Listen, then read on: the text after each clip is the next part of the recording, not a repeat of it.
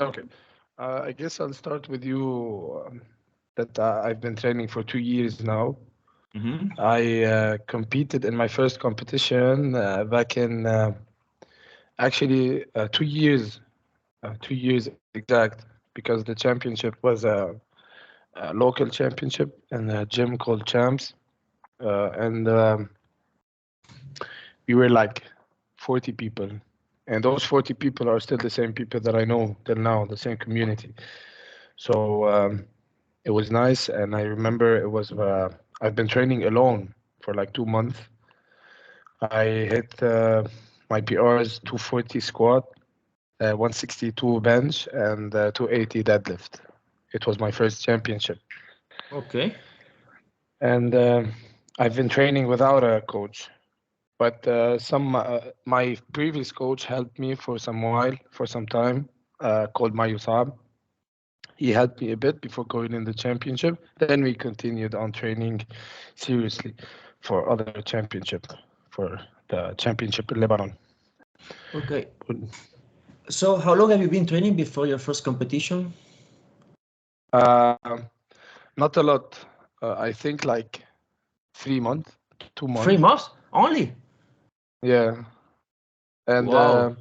I've been training alone. I was training alone, so like regular sets, which is 2 sets of 5, those kind of stuff. And regular squat, deadlift.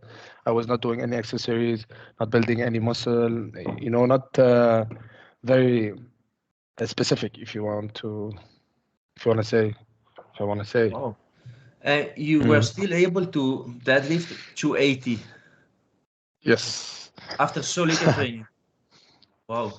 I remember I deadlifted before 260 and I benched 150 before the championship, like 2 months ago. And I remember I tried the 160 for like 6 times and it didn't go up. I still remember it. And how much was your body weight at the time? At the time, it was like 111, I think. It was 111. Wow. Uh, So, Etienne, would you like to start with a little bit of a presentation so the listener know who you are? uh, I'm Etienne El Chaer. I'm the world champion of the under 120 category junior. And I have 2 world records in the total record and the deadlift record, and hoping for a deadlift record in the open. And next year actually this year, I'll be playing the open category with the big guys. I'm um, I'm 23 years old. I can actually 24 turning February, and I'm a personal trainer in Lebanon, as well online coach, if you want to say. And I have Mm-hmm. some side businesses aside that you cannot not do in Lebanon. Oh, So you have to. ok. So, give me a moment for the translation.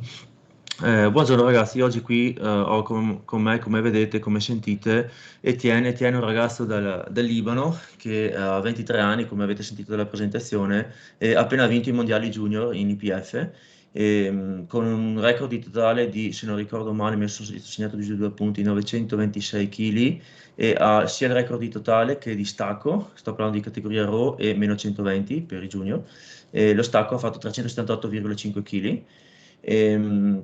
Prima di partire con la sua presentazione ufficiale, mi raccontava un pochino il progresso, mi raccontava che sostanzialmente non è tanto che si allena, è un paio d'anni se ho capito bene, e la sua prima gara che ha fatto di powerlifting l'ha fatta dopo 3 mesi, 3-4 mesi che si allenava, ma da solo per conto suo, e con la sua prima gara pesava 111 e ha fatto 280 di stacco, quindi già vi dà l'idea un po', insomma, del potenziale di questo ragazzo.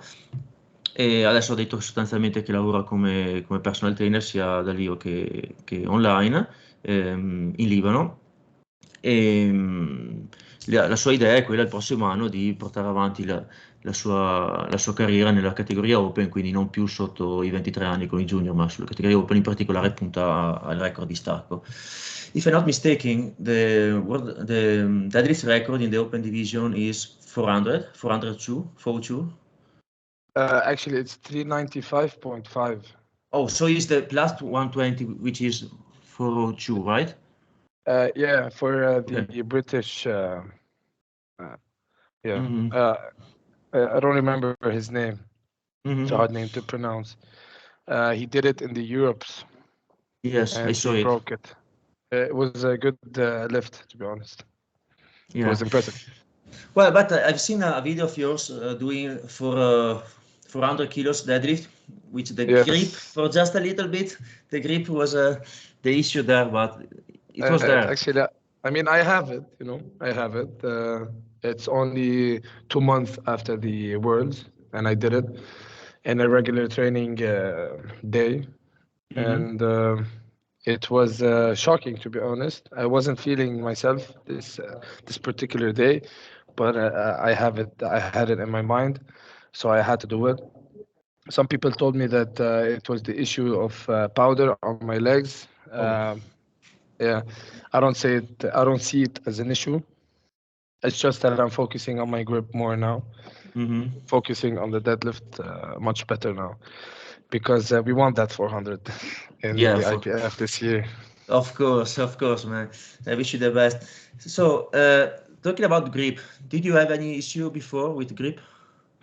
I actually had before the Worlds in junior, I failed the world record that I wanted to do like 4 times, and 4 times it was the grip. It No. was the right side, my right hand, the overhand. The overhand And always. yeah, it's always the overhand. And I failed it like 4 or 5 times. I remember I failed it in the Arab competition. I failed it 3 times in competition as well for in a regular training. Mm. And I remember I was very afraid that day. Actually, not afraid, but I really was focusing on my grip, not anything else, because it was, you know, Do you have bigger hands? I do have big hands, yeah. Oh, okay. So it's just Yeah. because it's very heavy, so that's why. Yeah.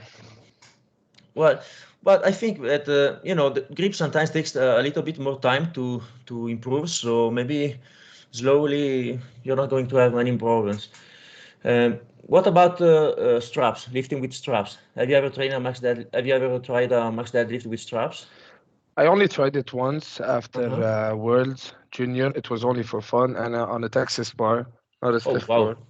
Ah, Yeah, and I did 380 kilos 380 with straps Mm. and the flexible With bar. straps. Yeah, with Oh, straps. Yeah, with so straps. not much difference from your regular deadlift. No, not really. I never use straps, only when I'm training on my regular accessories. And sometimes my hands can get a little bit tired after so many sets of, actually, not so many sets, but it can get tired after heavy training. No, Mm-hmm. I can't open it much, so I use Mm-hmm. straps Mm-hmm. only for a set, but usually I don't use it. Ok. Stavamo parlando un attimino dello stacco e mi diceva che il record di stacco adesso, se ricordo correttamente, è 3,95 nella meno 120. Io mi ero confuso con quello che ha fatto il ragazzo inglese agli europei, che era appunto 400, mi pare 402, adesso potrei confondermi. E comunque dopo parlando del fatto che lui 400 li ha appena provati in allenamento da poco, dopo i mondiali li aveva provati e aveva fatto sostanzialmente l'alzata, l'aveva chiusa e dopo gli si è aperta la mano e quindi insomma sostanzialmente la forza c'è, è questione di tempo per capirsi un attimo con la presa, per diciamo pareggiare la presa con il resto del corpo, però molto probabilmente è questione di tempo, li farà. Poi parlavamo un attimino di strap, delle fascette, della presa, di queste cose qui. Mi diceva che normalmente non si allena sì, non è abituato a usare le fascette, le ha provate un paio di volte così per divertimento e curiosamente mi ha detto che ha provato il deadlift bar con le fascette non tanto tempo fa e ha fatto 380 di stacco, contando che in IPF al mondiale ha fatto 378,5, sostanzialmente la prestazione è più o meno uguale, contando che ha fatto più o meno lo stesso lasso di tempo, ha fatto anche 400 senza fascette col bilanciere rigido, che dopo gli si è aperta appunto la mano. Insomma, questo ci dice un po' che sostanzialmente non gli cambia tantissimo la prestazione col bilanciere rigido o flessibile. So Etienne, do you think that using the deadlift bar Is it going to help you lifting more weight or pretty much the same? No, actually, it was for fun, this lift. I'm using the deadlift bar, but I usually use the stiff bar. I don't use only the competition. I only use the competition bar. Yeah, but do you think that if you're going to use it for a while and then you get trained with that bar, do you think are you probably lifting a little bit more, or it doesn't change that much? Actually, it will change for me because I only my technique when using deadlift, I grip and rip. And if you want to grip and rip on the Texas bar, and it's gonna whip, you're gonna do two double pulls. It's gonna be very hard, so it's gonna affect a lot on my stiff bar technique and the Texas bar. So I don't think I will. If there was any positive taxing for it, I won't be able to use it because I'll be pulling 2 times rather on the stiff bar. I'll be pulling once. You know, because on the Texas bar you're gonna pull, and you're gonna pull the slack a lot, especially on the 380. You're gonna pull it a lot. It's gonna it's gonna slack. It's gonna whip a lot. I remember seeing it. It whipped so much. It reached my knees. The whip, then it pulled up. Wow. I don't know how people pull on the Texas. I just have to pull on it. It takes time to practice the whip and also the oscillation of the bar, especially on the top, because when you reach the top, it moves and you know it puts it out of balance, and it's not easy to manage to deal with that in the beginning. Especially on my technique.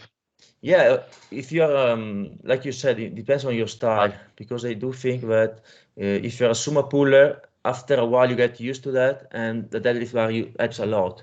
But for a big guy like you and with a conventional deadlift, is different.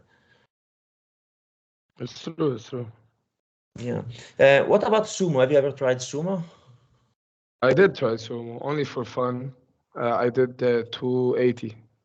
280 only? Yeah, 280 only. But that's insane. I don't know how to pull sumo. It's very hard. It's not very hard, but I only put it like once. That's insane. 280. That's insane? That's, I mean, in comparison to your regular deadlift, is warm-up weight. The 280, I did it like, I don't know, like 6 months ago. It was a long time ago. But I don't know how to pull sumo. I tried it. I couldn't. But because the stance you use in your regular deadlift is pretty wide. Yeah, you are a big guy, of course, but it's a wide stance in your regular deadlift. So this is why I asked you, because maybe a half sumo or something like that. I don't know. Have you? What do you think? Maybe in the future, are you going to try a little bit? No. A lot of people told me to do sumo, but I don't see myself in sumo. Even if I have good quads, I have good drive, but I don't see myself using sumo because I don't know. When I grip and rip on my deadlift, on my technique, the conventional, I have immense power. Like I know once it's off the ground, I'm gonna drive it as much as I can. I'm gonna pull it as much as I can without stopping, which is one of my speciality in deadlift. You know, once it's off the ground, it's gonna pull itself. Sì, stavamo parlando un attimino di stacco ancora, di come com'è il suo stile diciamo, la sua tecnica di allenamento per lo stacco. Abbiamo fatto un po' di confronti con il bilanciere flessibile, la deadlift extra bar o il bilanciere rigido. Mi diceva sostanzialmente che l'ha provata solo un paio di volte così per divertimento, tanto per, quindi in realtà non è che la usa regolarmente, non sa ben fare i confronti. Però si è trovato un po' così e così, nel senso che è strano, mi diceva che non è abituato e che di fatto gli sembrava come di fare 2 alzate perché tirando, diciamo, mettendo in tensione il bilanciere prima, il bilanciere si tira così tanto che dopo sembrava di partire di nuovo da quell'altra posizione che ha detto che col peso che usa lui arrivava quasi a raggiungere il ginocchio, il bilanciere prima di partire veramente da terra. E che comunque il bilanciere oscillava, era un po' strano, ma non si trova molto bene col tipo di stile che ha di stacco, perché lui sostanzialmente dice che si trova molto bene con diciamo, afferrare il bilanciere e partire in maniera molto aggressiva e esplosiva, e per lui paga molto perché una volta che si stacca da terra, cioè che si parte i primi centimetri da terra, gli ho detto che è sicuro che in qualche modo la chiude e arriva in cima. Poi ho chiesto del sumo, se ha provato a far sumo e come va, perché vedevo che aveva una stanza abbastanza larga anche sul regola, quindi ho detto magari ha provato anche sumo o fa una via di mezzo. Mi ha detto che ha provato solo una volta 6 mesi fa e ha fatto 2,80, ma ha detto che non si trova bene, non si sente in una posizione comoda per spingere, quindi insomma sostanzialmente non aveva intenzione di far sumo, anche se più di qualcuno gli aveva consigliato di provare, insomma, di valutare, anche perché gamba ne ha, quadricipite ne ha anche un ottimo squat, insomma, spinta ne ha, però ho detto che sostanzialmente si vede molto meglio in regola. So, how are you training in deadlift now? How are you? Sorry. How are you training the deadlift now? Conventional regular technique. I have a top set of. Actually, I used to do singles. Now I'm doing triples and double triples and many reps. So on heavy, like this week I have a good heavy session. I have 350. 350 is easy for me, but it's not going to be no double nor triple. So it's fun. I think I have a heavy single. It's been a while since I've did one because the 400 really hurt me. Oh. Actually, pulling 400 is it's not easy. It's very taxing on the body, and it actually tied me down a lot. 400 is not easy. I guess so. I never tried, but I guess so. So, how many days a week are you training deadlift?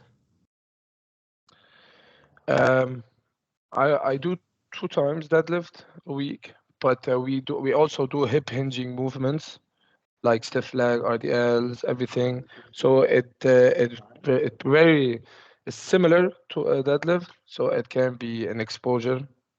So we consider it an exposure towards our peak. You know, I train 5 days a week. I do 3 times bench and 2 times squats and 2 times deadlift.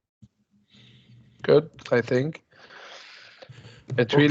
really different. Okay, between them. so you train 2 times deadlift, and on top of that, you train also other hip hinge movement, like you said, Romanian and the stiff Of leg. course. Okay, on a separate day or on the same day? There's only one on the same day. The other are separate. Okay, No? okay. As you told me, one heavy day, which is the top set doubles, triples. Yeah. Okay, and the other day? It's accessories work. Accessory Oh. work. Yeah. So it's only one heavy session a week on deadlift. True. One heavy session is enough every week. Some people can't do a heavy session every 14 days. I know people that do one heavy session every 14 days. You just see how much it affects your body and your fatigue, how much it's taxing for you. So it's very different from each person and the other. I can handle a lot of heavy sessions. I do every heavy session every 7 days. Okay. So it's good. Okay. It's good. On the other session, the lighter session, do you use some variations or you just deadlift, regular deadlift? I have mainly squat, then I do the accessory deadlift. Oh, ok. Ok. Allora, mi ha spiegato un attimino come è divisa la sua settimana. La sua settimana è in 5 giorni di allenamento, 3 panche, 2 squat, 2 stacchi, e fa sostanzialmente la parte interessante, che era quello che mi interessava capire, il fatto che fa stacco pesante una sola volta a settimana, che adesso in questo periodo magari, adesso mi ha detto che l'altro giorno ha fatto una singola pesante a 350, che era un po' che comunque non faceva singole, se no tendenzialmente fa doppie e triple, cose di questo tipo, e questo capita una volta a settimana, quindi fanno uno stacco pesante una volta a settimana. e poi fa altri movimenti di pinch che comunque li considero un'esposizione diciamo, allo stacco, che sono stacco romeno, stacco cambietese, cose di questo tipo, però di stacco pesante ce n'è uno e questa è una cosa molto comune su chi è molto forte e pesante in peso corporeo. Devo chiedere dopo dello squat perché probabilmente lo incastra al contrario con lo stacco, immagino, nel senso che quando fa squat pesante probabilmente fa lo stacco leggero e varianti, eccetera, e viceversa, suppongo. Ehm, ok, and do you have any Yes. off-season phase on your calendar, or do you just train the competition style deadlift all year? This is actually the off season for me. Since Okay. I did the junior world, it's off season for me. There was a competition that was going to be made in December, but Mhm. it was not made. Something happened. I don't know, technicalities. It wasn't. So we went and did a mock meet. We Okay. enjoyed. I didn't go RPE. I didn't go for my PRs because we weren't preparing for it. It was only for fun.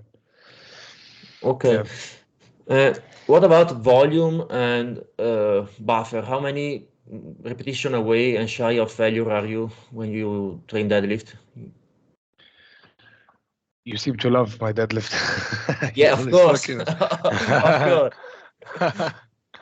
uh, it's very different from each phase and the other. The last phase we did 2 months ago or 1 month ago, I was doing singles, triple, Okay. and we go down in the weight.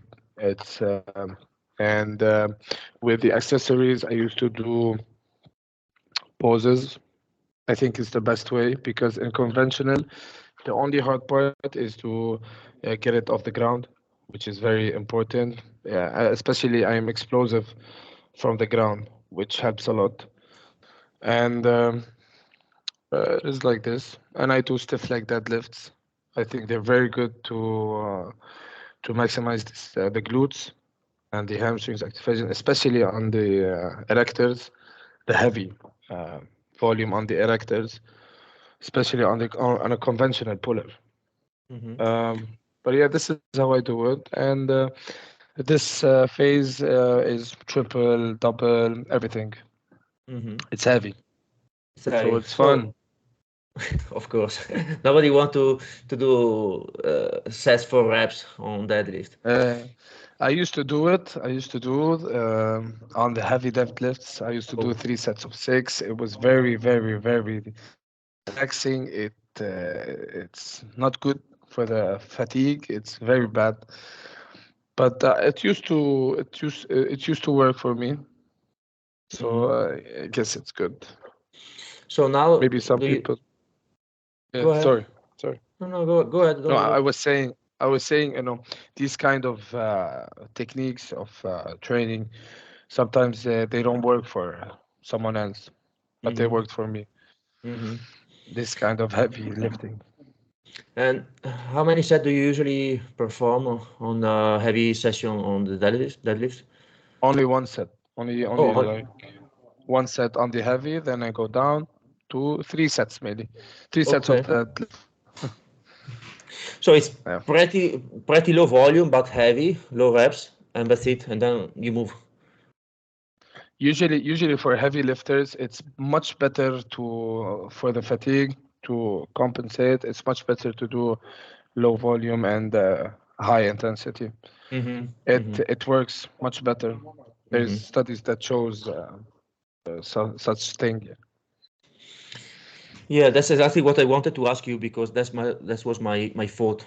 I thought that well, he deadlift a lot of weight. He's a big guy, so probably needs less volume. That's why I asked. Okay, It's fantastic. always much better, yeah.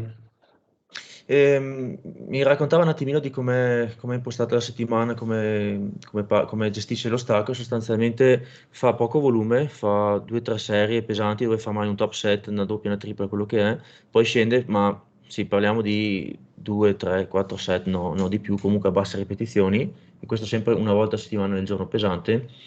Mi raccontava che in passato ha fatto anche dei periodi dove ha provato magari serie da 6, cose così, mi ha detto che era estremamente tassante, faticoso e sì, sono resi conto, ha visto che comunque su persone pesanti di peso corporeo con chili alti conviene molto di più fare magari poco volume, poche ripetizioni pesanti, un po' meno frequentemente e poi magari fare altre cose, cambiare esercizio, fare complementari, eccetera. È una strategia che tendenzialmente aiuta a gestire meglio il recupero. E se ci pensate a quello che fanno praticamente tutti, a prescindere da IPF, federazioni testate o no, quello che è, fanno un po' tutti quelli che sono molto molto forti, molto molto grossi, soprattutto nello stacco, fanno poca roba, abbastanza infrequentemente e poi fanno altro, si spostano, un top set, ma un paio di back off e fine. Okay, what about the squat? Because you also have a very good squat. If I'm not mistaken, like 340, 330? 340, yes. 340, all right. Yeah. How do you train the squat?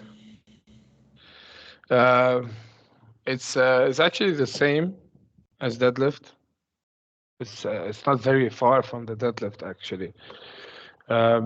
With a top set, then I go down pause, then I go down reps. It's actually the same.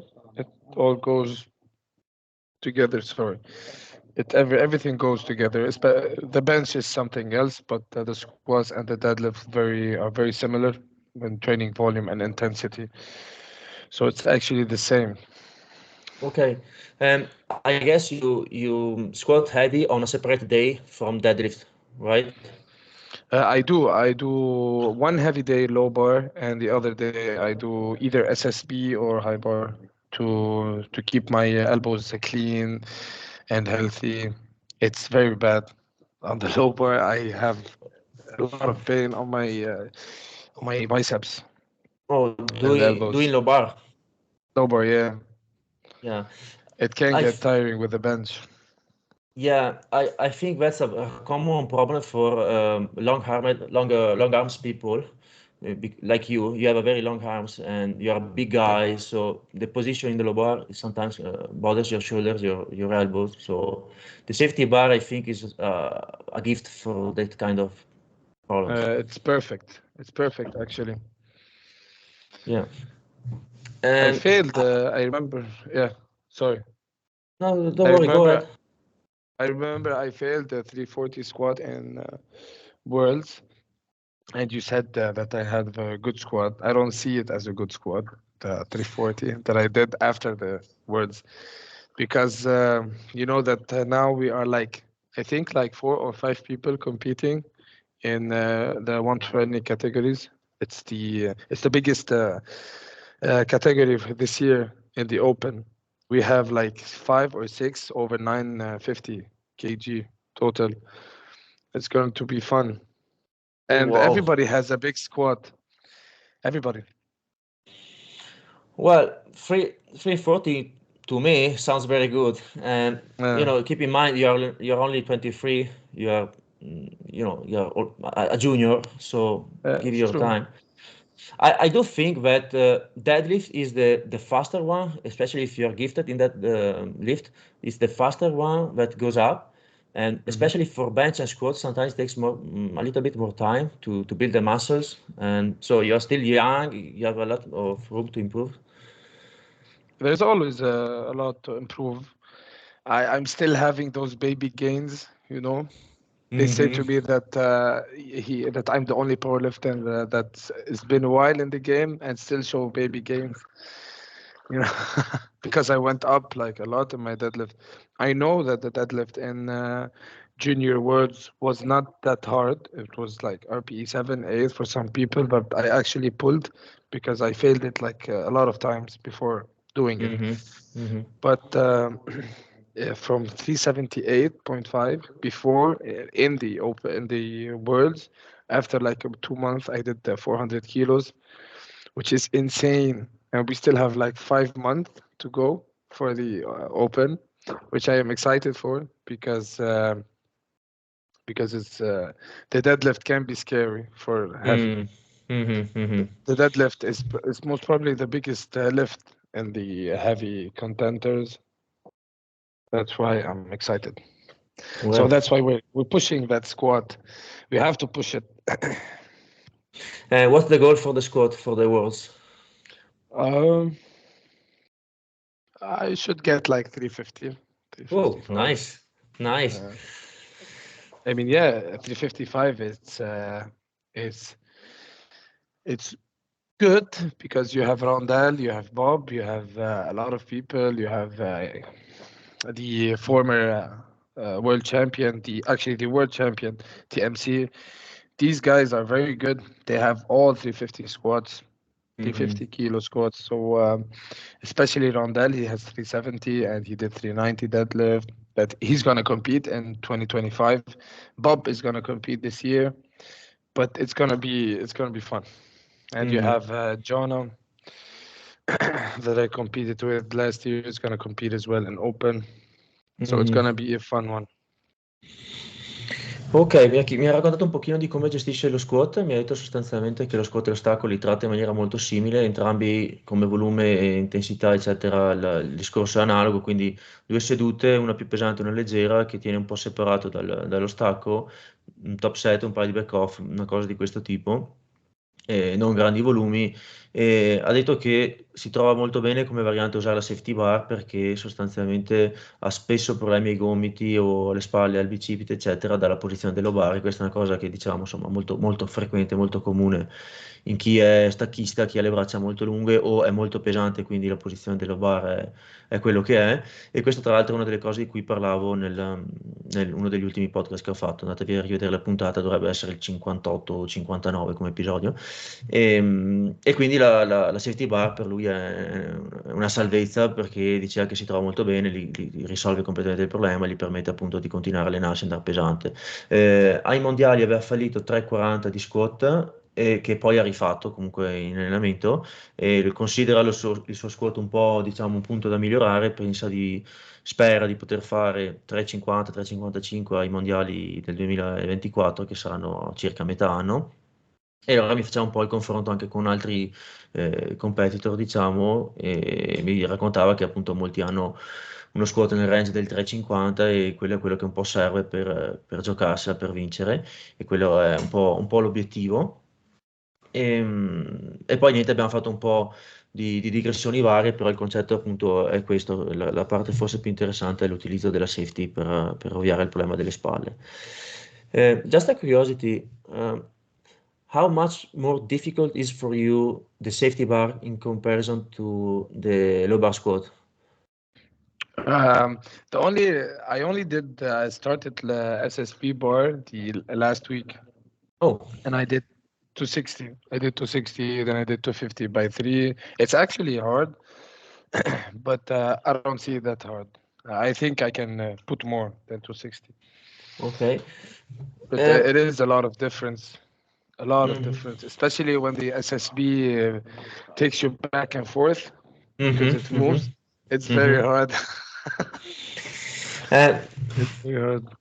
Let's say you're going to practice for a couple of months with a safety bar. How much do you think you can do for 1 rep max? I don't know. I think I have high bar 300. I have it. A high bar 300 kilos. I have it on my squat, I think. So I guess I think I could do like 300, 310. So it's I think it's possible. But I don't see the use of it, the SSP bar, the use of it in to practice for competition. You know. Of course. Okay, let's talk about bench. You told me you bench 3 times a week, right? Yeah. My bench was and I mean it was the worst lift. I have pretty long arms, so it took me a while for me to manage my technique and how to arch, how to do everything. To be honest, um, so it took me a while. I did in Worlds 217. Then I did after like 2 months of training 230. Oh, Yeah. So I have 230. so your PB in training is 230. 230, yes. Okay, wow. Now, actually, it is improved, but we need to do more as well. This year, we're gonna be training very hard. I'm taking it very seriously. Okay. And I guess the way and you train the bench and the volume, the intensity is different from squat and deadlift, right? Of course, you can train bench every day if you want. You can do it however you want. Have you tried?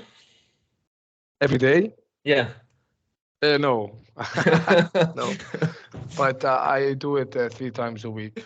Once heavy, the other paused or anything, and the third is any accessories or close grip, if you want to say. Mm-hmm. What kind of variation do you use the most? Close grip, then? Only close grip. Only close grip. Yeah.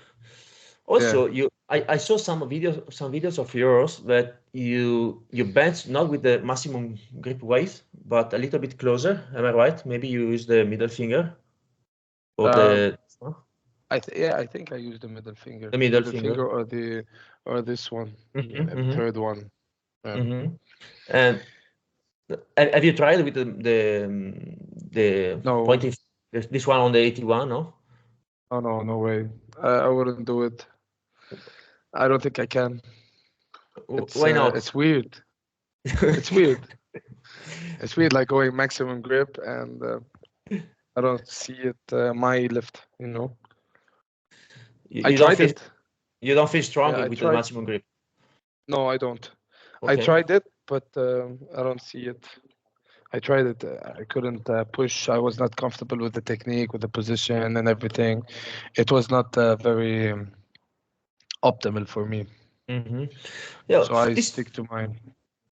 this is also very common with long arms, with people with long arms, because sometimes you are prone to think that maybe if you widen the grip, it gets better because you have a longer range of motion. But in reality, most of the time, they end up doing better with a closer grip, like in your case. True. This is True. very common. True. Okay. Yeah, I don't see anyone putting maximum stance in the bench for heavy. I see them because I think, if I'm not wrong, I think they have very big upper. They have a big upper mass, so their triceps are very strong, biceps are strong, their shoulder are strong, so they don't have this kind of um, difficulty in doing the mid stance. That's why they Mm-hmm. don't do the wide stance. Mm-hmm.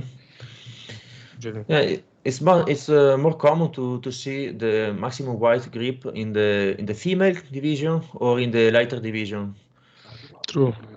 Yeah. True, especially the 83, Mm-hmm. 74, Mm-hmm. all these very common divisions. Mm-hmm. True, Mm-hmm. and they bench very heavy. Yes. Yes, Uh, but they don't bench with the same range of motion of you, of course. So this is a big factor. yeah, of course, but I mean they benched it. You know, I've seen Miyagi benching 190 and he's 74. I seen the 93. What I don't remember what he's called. He did 212 as a Mm-hmm. 93. He still Well, benched it. Like, I mean, it's heavy on your hands. I had here on my podcast Eddie, the Swedish guy, the small Swedish guy. Mm. He benched 220 something, and he was in the 66 division. Mm. That's insane. It's That's insane. Yeah. The insane. numbers you see are very now, especially the numbers are very big. Mhm, mhm. Powerlifting is on another level. Yeah. Quindi ho chiesto un attimino a Etienne come allena la panca. La panca allena, come abbiamo detto, su 3 giorni. Uno è pesante, e il secondo giorno ha detto che spesso usa come variante una pausa più lunga al petto, e il terzo giorno usa la variante a presa stretta. Il suo personal best in gara è 217, che l'ha fatto ai mondiali, però poco dopo ha fatto 230 in allenamento. Quindi a naso, così in base a come sta andando il suo allenamento e quello che mi racconta, secondo me ha ancora molto molto margine di miglioramento, e al prossimo mondiale farà decisamente di più di quello che ha fatto all'ultimo mondiale. Poi abbiamo parlato un attimino di presa, di ampiezza della presa, posizione delle mani, perché gli dicevo che avevo notato che non usa la presa più larga che diciamo legalmente ammessa, cioè con l'indice sull'81, ma usa una presa un po' più stretta, che dovrebbe essere col dito medio sull'81 nel suo caso. E mi ha detto che ha provato con la presa più larga e si trova molto male, ha detto non ha forza, è scomodo, non si trova molto bene, insomma ha lasciato perdere quasi subito e si trova decisamente meglio con la presa un po' più stretta. E parlavamo di come questo sia abbastanza comune su persone pesanti o persone con le braccia più lunghe che hanno un ramo più lungo in panca, anche se si è portati a pensare, cavolo, hanno un ramo lungo e loro magari vanno meglio, ottengono un beneficio allargando la presa, in realtà spesso fanno il contrario, in realtà spesso si trovano meglio a fare il contrario. E lui sostanzialmente me l'ha confermato. In regard to bench, do you often go for high reps? The first time, afterwards, yeah, we were doing the capacity phase. So we were building and with the heavy reps, with a heavy load and heavy reps, high reps. So it was, I'm still doing high reps, 7 to 8 reps, Oh, but we manage the load once we do it. okay. I remember I did 160 for 12. 160 for 12. I got to 170 for 10, 190 for 6. I think these are good numbers, good reps. And how often do you go with heavy singles on the bench? Once a week. We do it once a week. Oh, okay. Yeah. Okay. It's good because the bench is kind of like the, if you want to say, it's a skill, the technique, the bench. It's a skill. So to keep the skill going, keep remembering everything, you have at least to do it once a week or like twice a week. That's why we keep the heavy singles and we keep building with the reps and everything on the accessories.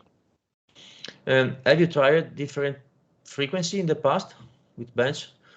No, I only did twice before Worlds. Now I'm doing 3 times. Okay. Yeah, I can do 4 times as well. I think I can do 4 times. Yeah. We can do 4 times, but we're only doing 3 times now. Have you ever had any problems with shoulder pain, elbow pain, doing more bench?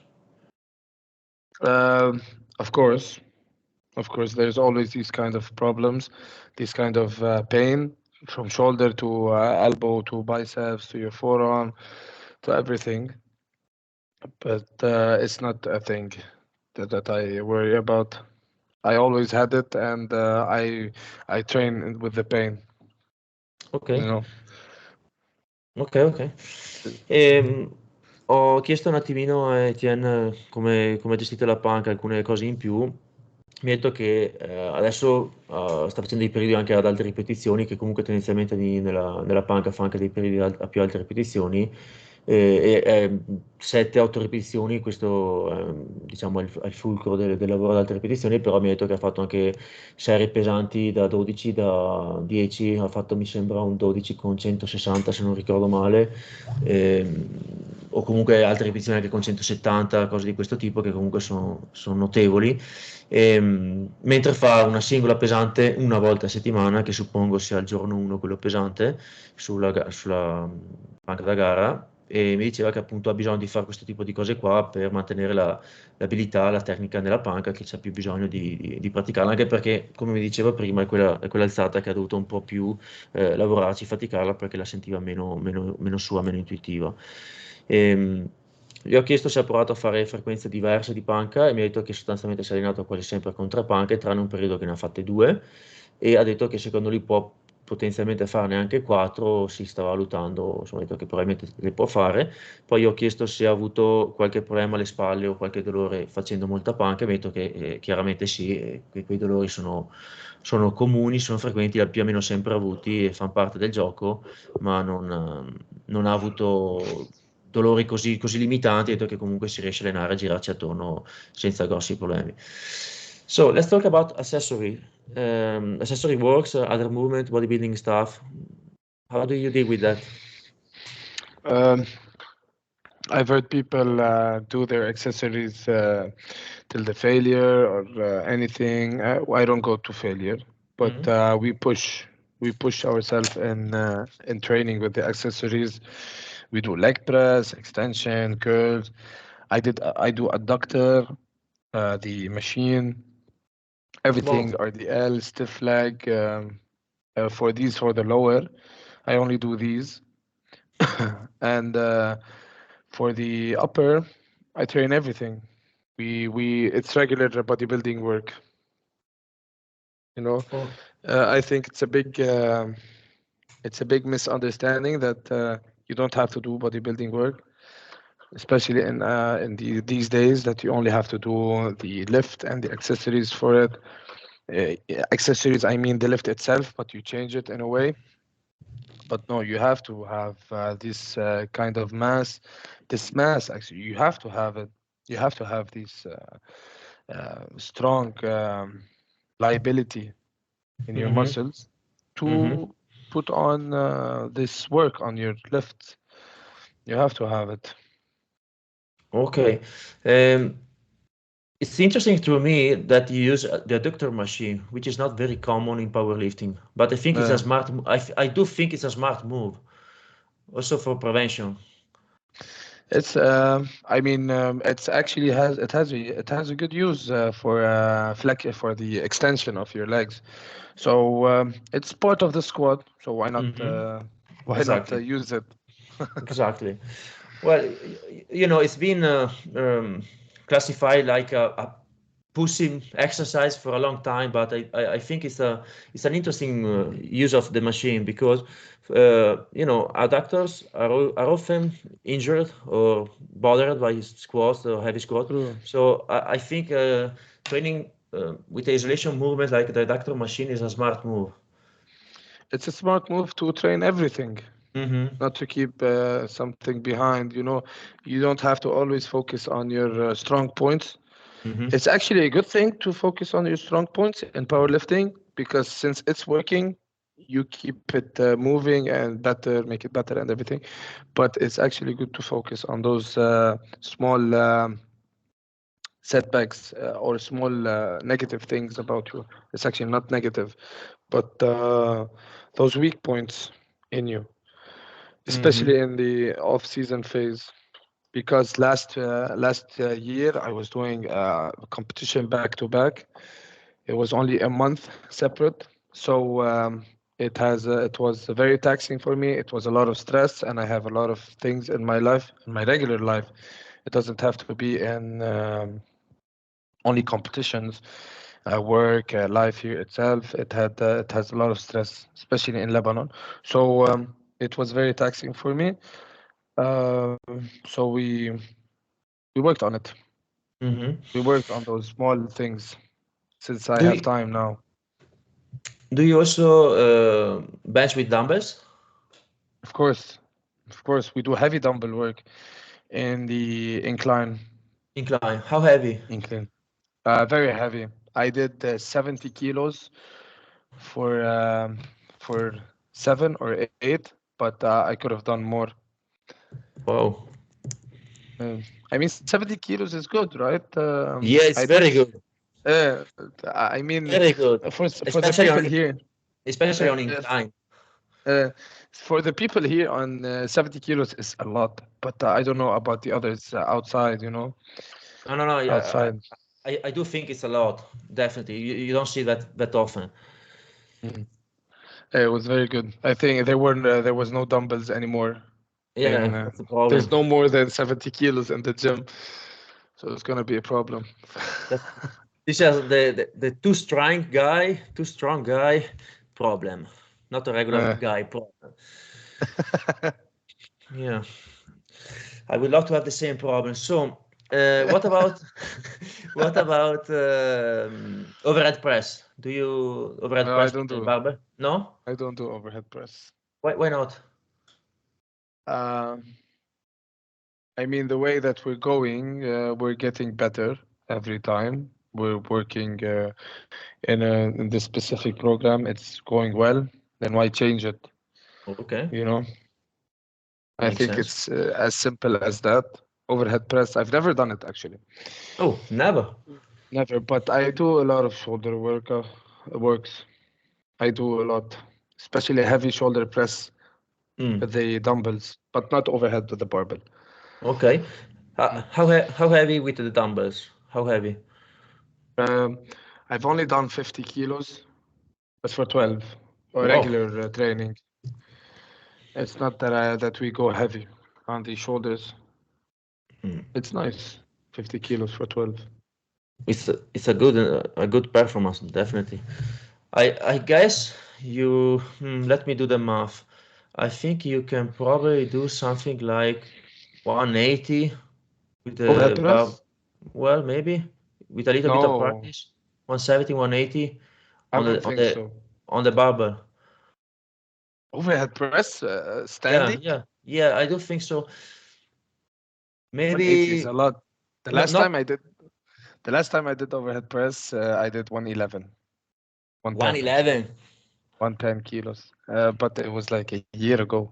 Yeah, but man, if you dumbbell overhead press 50 kgs for 12, easy at the end of the training when you're already tired.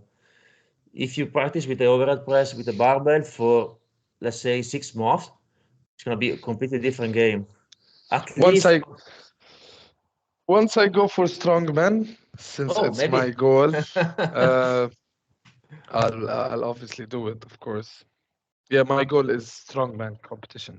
Oh, Um, and I'll be competing for an open until I do my thing, and I'll keep coming back and forth. Why not? But I oh, love interesting. strongman. Interesting. Well, you definitely have the frame to be a good strongman, so why not? Yeah, people tell me all the time that I pull deadlift like a strongman, That's true. and Wide and I have stance. this. True. A lot of people focus on my stance in deadlift. Is that I take the whole bar, but I don't know. It worked out very well for me. Definitely. It worked very well actually. Ho chiesto a Etienne i complementari e altre cose, diciamo, lavoro di bodybuilding, come li gestisce e come li fa, e sostanzialmente mi ha detto che per lui è molto molto importante lavorare sui complementari, che era un po' un falso mito molto in voga tempo fa, quello che non ce ne fosse bisogno. Ha detto che la sua filosofia è quella di non lasciare niente indietro, di concentrarsi anche sul costruire muscoli, che pensa che questo sia una parte cruciale. Ovviamente, insomma, penso che ormai più o meno siamo tutti d'accordo su questo, però lui ci teneva a precisarlo. E mi ha detto che non va a cedimento sui complementari, e mi ha fatto un po' di esempi di movimenti vari che utilizza. Sostanzialmente allena quasi tutti i complementari principali, compreso leg press e altre cose. La parte su cui mi sono soffermato io era il fatto che usa anche l'adductor machine, che è un movimento, dicevo, che è stato snobbato da tantissimi per la vita, perché sembra, no, il classico movimento per chi non ha voglia di allenare veramente le gambe, che si mette lì e fa 2 seriette così. Però io lo ritengo cioè, se c'è la possibilità di utilizzare questa macchina qua, la ritengo veramente una mossa intelligente anche in ottica prevenzione per chi fa powerlifting. Secondo me è veramente interessante, o in ottica riabilitazione per chi mai ha avuto problemi di pubalgia, eccetera. Secondo me ha molto molto molto da offrire per il powerlifting. È un po' snobbata, ma secondo me vale.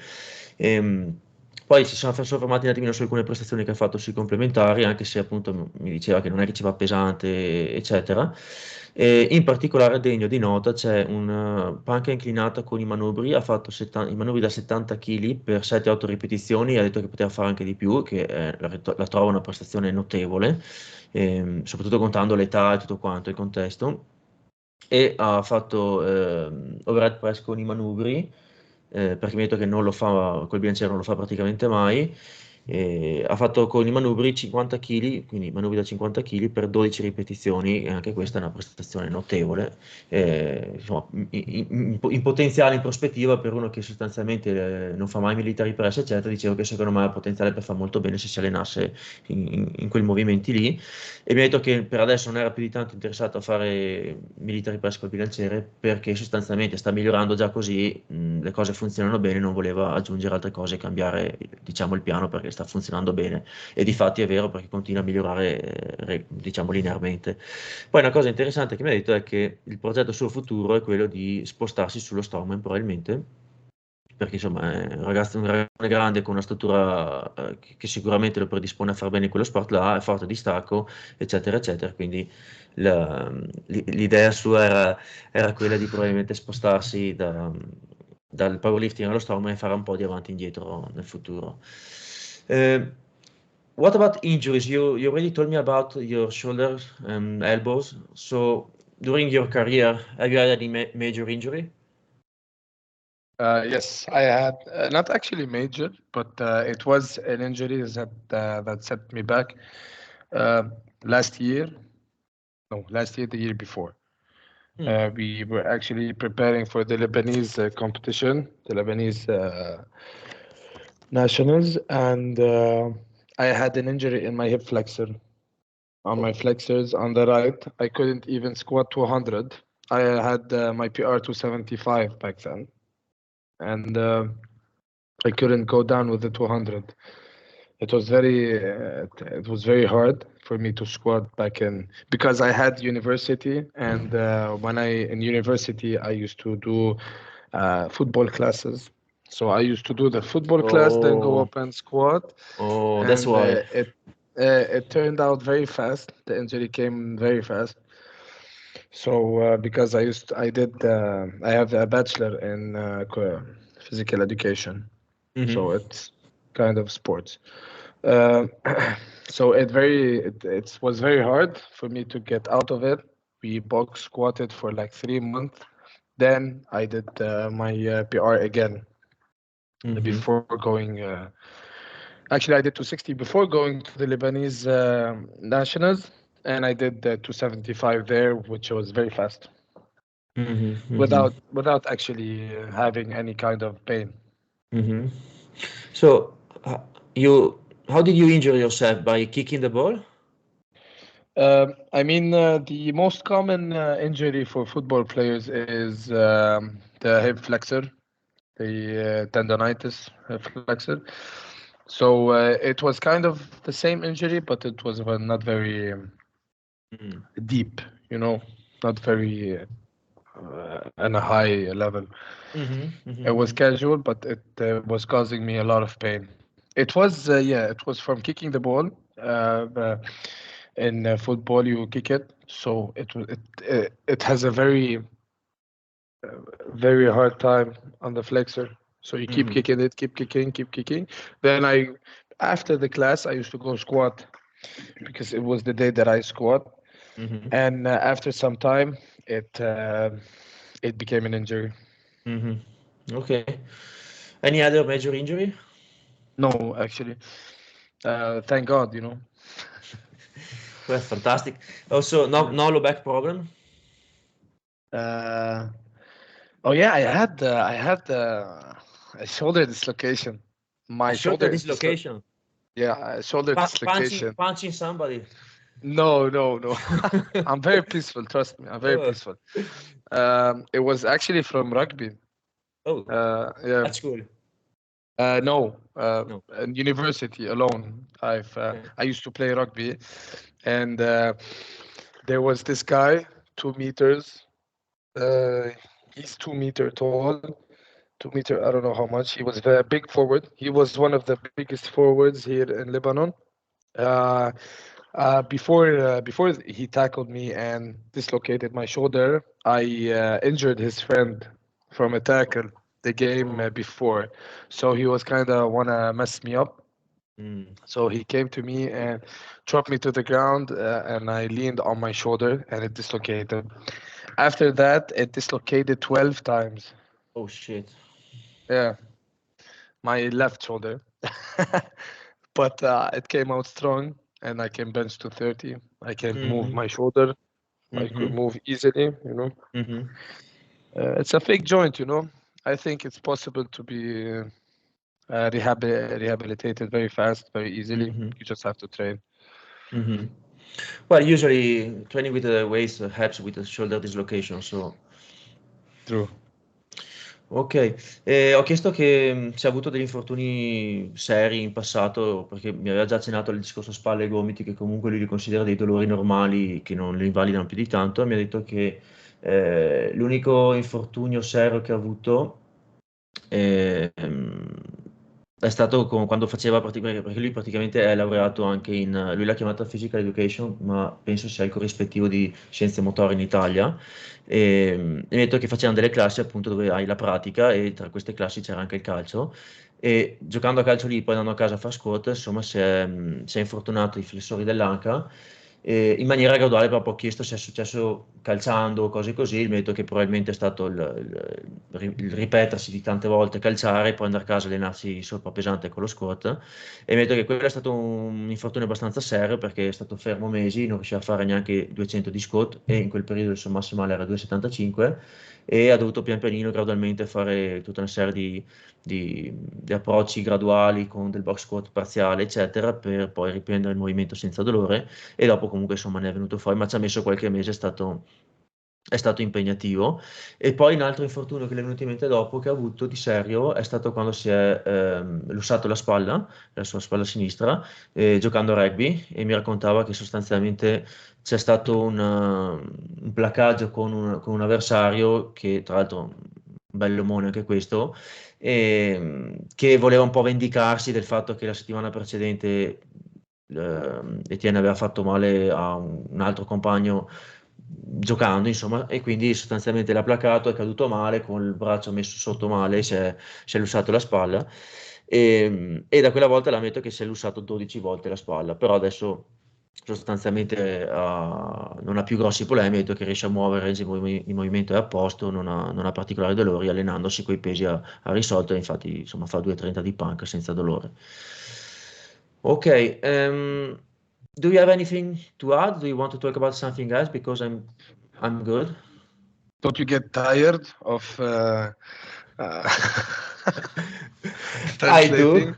Yeah, it's actually, to be honest, it's much more difficult than it looks because I have to do like three, four things at the same time because I have to check the microphone, I have to look at you, I have to think what you're saying in order to remember so that I can translate it later. But Yeah. while I'm translating, I have to think about the next question to ask you later. So it's a mess. It's a mess. It is a mess. It is a mess.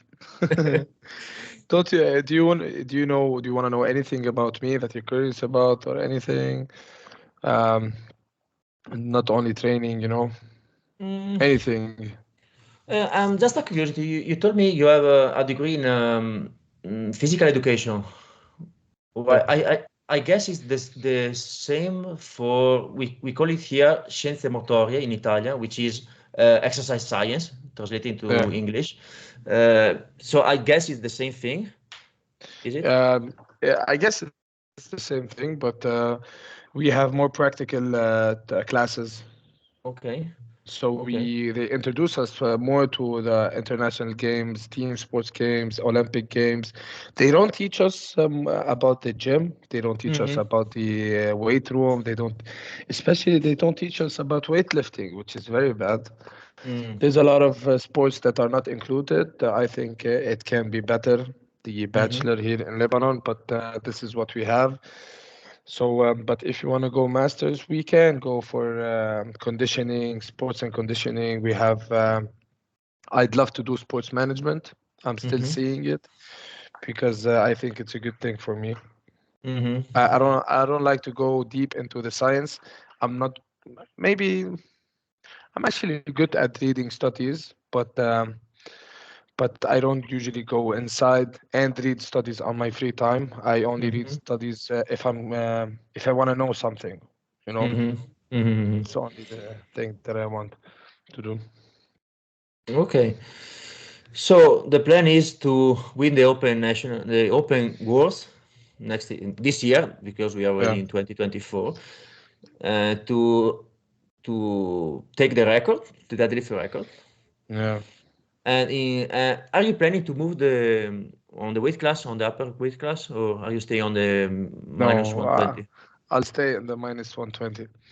Okay. You have Jesus. You have very strong guys that are 160 plus. I don't Mm, want to be this kind of 160 plus guy for mm-hmm, powerlifting. I mm-hmm, would want to be I would want to be 140, 150 if I go into strongman. But for mm-hmm, powerlifting, I'd like to keep this aesthetic, keep this mm-hmm, big guy look, and still be able to move around and do whatever I want, you know. And But if I go to strongman, yeah. may I ask you, how tall are you? I am 183 centimeters. 183. Oh, okay. Well, yeah, it's not that bad. Well, Etienne, thank you for your time. It was a pleasure. Thank you, Simone. Okay. Where do people can find you? How do you mean? Where do people can find you if they want to contact you or to ask you something? Your contacts? On Instagram, I'm there. I think people already know me on Instagram, Etienne El Chaer, Chaer Etienne. I think it's a good place. Okay. I have LinkedIn. I have everything. TikTok, but I don't use TikTok. Okay. I don't like it. Me neither. So we are on the same page, man. Yeah. Okay, Etienne, thank you for your time. I wish you the best for the World Championship. Have a nice day. Thank you. Thank you for you too. Ciao, man. Thank you. Ciao. Ciao, ciao.